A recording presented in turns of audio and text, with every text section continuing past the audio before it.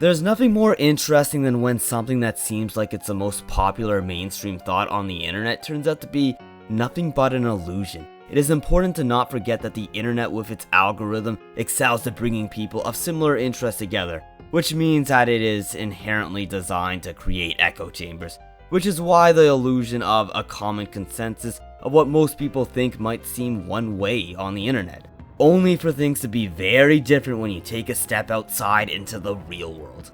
There's no greater recent example of this than with the MCU, the DCU, replacing the DCEU. Well, you guys saw the thumbnail and the numbers on it don't lie. As has been objectively reported by sources that aren't paid to throw around words like domestic to make the movie seem like a success. James Gunn's Superman movie has lost at the box office to Man of Steel, which was the last time the character of Superman was in theaters. It lost by a whopping $55 million, which some gun monkeys would cope for by arguing that not being a huge gap, but due to how long ago Man of Steel was, the gap is even bigger due to inflation with how much ticket prices increase over the years, which means Man of Steel is estimated to make around $900 million or more had it sold the number of tickets it did back then today. So in other words, the new Superman movie lost hella badly to the point where the inflation argument wasn't even needed. Even though I don't think inflation is something that should be ignored, like how I've seen some coping gun monkeys do by trying to say that Superman made more money than Iron Man 1 from 2008. I'm not even gonna bother bringing up Iron Man's inflation numbers, but the point is, all of that anti-Snyder hate was nothing more than chronically online internet nonsense that only works on the weak-minded that are susceptible to hive herd thinking, and not most of the people who actually pay for the tickets. You can see all of these anti-Snyder slop videos rake up hella large views with videos on why Snyder's movies don't work, or videos on why the DCEU failed, with people like Henry Cavill and The Rock and Jared Leto plastered all over the thumbnails, as they try to put down the DCEU to further prop up the DCU, only for Gunn's Superman to have lost to the films they were bashing, which objectively means that all those shitty YouTubers and their shitty bot viewers, once again, don't represent the general public. Sure, Gunn's Superman did a little better than a lot of the DCEU movies, but objectively speaking, as shown by the numbers and CEOs on the chart, Gunn did not beat a single movie Snyder was involved with. He didn't even manage to top Whedon's Justice League, which was a historic failure. Like, I'm sorry, I'm not going to congratulate Gunn on having a Superman movie make more than a less mainstream character like Black Adam, whose movie got banned in China, or the other recent record-breakingly bad DCEU movies that Gunn openly admitted to being involved with, like Blue Beetle, Shazam 2, or the more mid-performing Aquaman sequel that people speculated the director phoning in due to Gunn announcing that he was going to scrap the universe prematurely. Gunn's failures get even worse when you take the most recognizable superhero in all of entertainment, Superman, out of the equation, such as Gunn's Squad movie that broke the record for being the lowest grossing DCEU movie when it only made $168 million against a $185 million budget. Ayer's Squad movie made over 4 times as much despite a China ban. And no, the certain pandemic or simultaneous release on HBO Max is not an excuse, as shown by other movies with the exact same circumstances doing better and not bombing in the same time period, as stated in this older video of mine that you should check out. Anyway, let's get on to Peacemaker, which has only managed to rack up 700,000 views, as you can see here, and it also got quadrupled by The Penguin, which is another DC show made by a more credible director that Gunn had no involvement in, unlike his little orgy show that he wrote and called his favorite project. Hey, and speaking of the internet not representing reality, you know how the CW gets bashed for being a cheap show, which can be true in comparison to big budget movie CGI like Snyder's films, but not Gunn's movies that honestly aren't shot better than Arrow or earlier Flash seasons. But anyway, the point is, despite that bad CW rep, in their prime, the CW shows like Arrow and The Flash seem to have done much better. I mean, I remember being 14 or so when Arrow was a thing, and it was in the mainstream to a decent degree, over 4 times that of Peacemaker, and Flash of course did even better than Arrow due to Flash being a more mainstream character. And sure, the CW had some lows that even I would mock, as 9 seasons is a bit much, but the point is the numbers don't lie, and it's yet another instance of the internet gun glaze of Gunn's BS and the bashing of the CW not matching the views of the general public who sit down and watch these shows. Sure, I'm comparing TV to streaming, but the Penguin's view count was not as laughably far behind the CW, and beyond the CW, Supergirl and Gotham did way better too. And then there's Creature Commandos with just 300,000 views, which means they got beat by a hated meme show like Velma, and never even broke the top 10 on HBO Max. And to make matters worse, despite all the digital fruits on that one website everyone likes to treat as gospel, there's really no objective critical metric of success Gunn has achieved with DC. No Emmy or Oscar nominations for Gunn, unlike Air Squad that got an Oscar for its culturally impactful costumes that dominated Halloween sales with Harley Quinn, or Penguin that won 9 Emmys.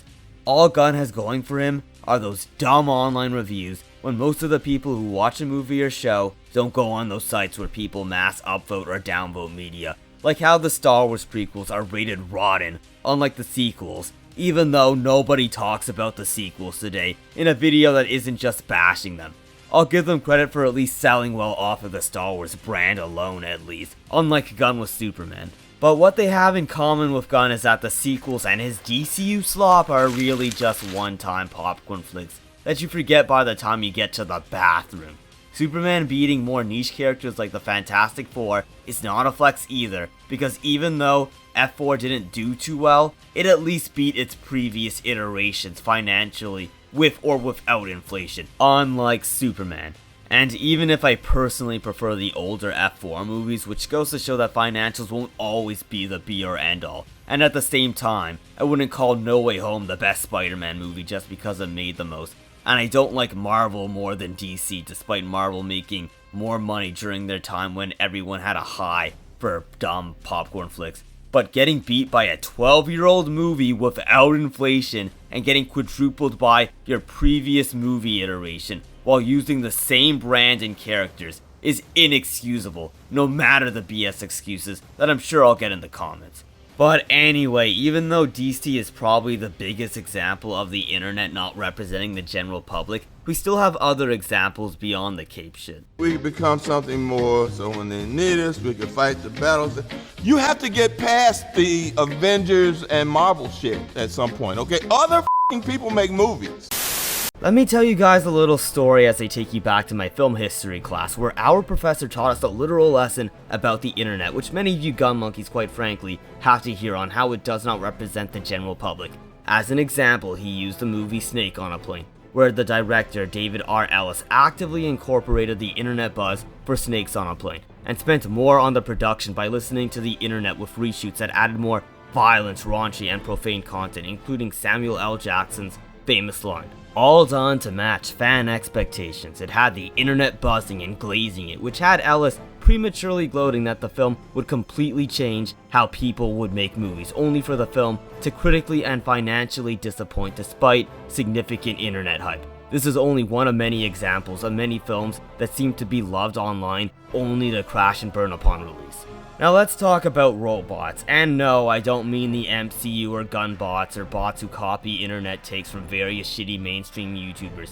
I mean Transformers, and the popular copy and pasted internet take at severely roasting Michael Bay for daring to make fun, badass movies with top-notch action. And no, that just happened, shawarma, Scooby-Doo this crap, dance-off punk rocking humor. Point is, those Transformers movies all did well for what they were. But once Transformers The Last Night underperformed by only making a respectable $605 million, they finally caved to the demands of the vocal minority online gatekeepers throwing their never-ending tantrums about the films not being accurate or respectable to the source material enough by kicking out Michael Bay. The movies that followed, despite getting hit tweets with hundreds of thousands of likes glazing them for their quirkiness, accuracy, and how much better they were than Bay's, made even less money. Around a devastating $200 million less. The super duper cartoon accurate animated Transformers movie that all the real Transformers fans wanted significantly underperformed at the box office, grossing approximately $129.4 million worldwide on a budget of $75 to $147 million. they're apparently bringing Michael Bay back because of the financial dip ever since they got rid of him, even though he had bad digital fruit scores and chronically online gatekeepers screeching above the sound barrier. At the end of the day, the numbers don't lie. Most people would only go to the theater for a Transformers movie if it was Michael Bay at the helm.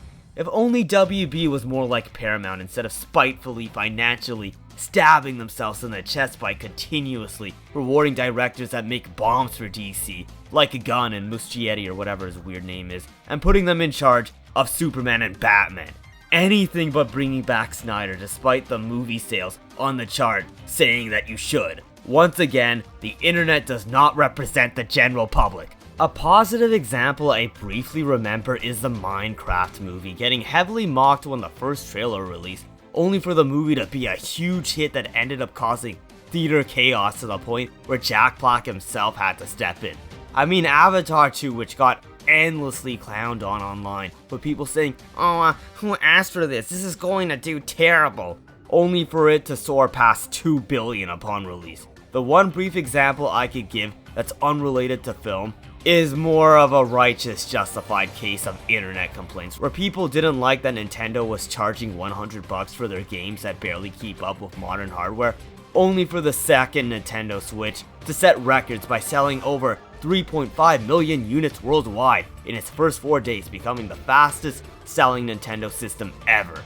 But anyway, it is genuinely a real disappointment that the internet doesn't at all match what the general public of working class adults think, like, dislike, buy, or watch. The internet is just filled with these loathsome sheep hive-thinking bot losers who get their brains warped by this shit, like all the big YouTubers who parrot all of these talking points as well, despite not representing the general public, as I showed with all these examples, especially with DC. It's really sad with DC because a large chunk of DC YouTubers that are more in line with the majority of the general public and the more successful Snyder movies are unfortunately mostly small channels that are only as big or slightly bigger than myself, as I've never seen one of them hit 80k subs, as opposed to cuck-ass Cosmonaut with the most viewed negative BVS review where he straight up lied about various plot points in favor of his MCU slop. That strays from the comics even more.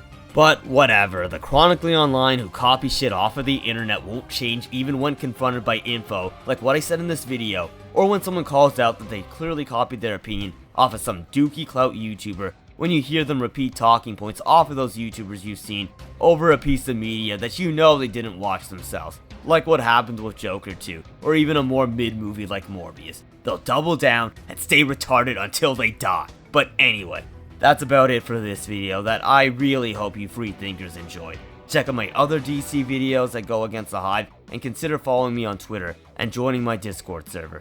Thanks for watching.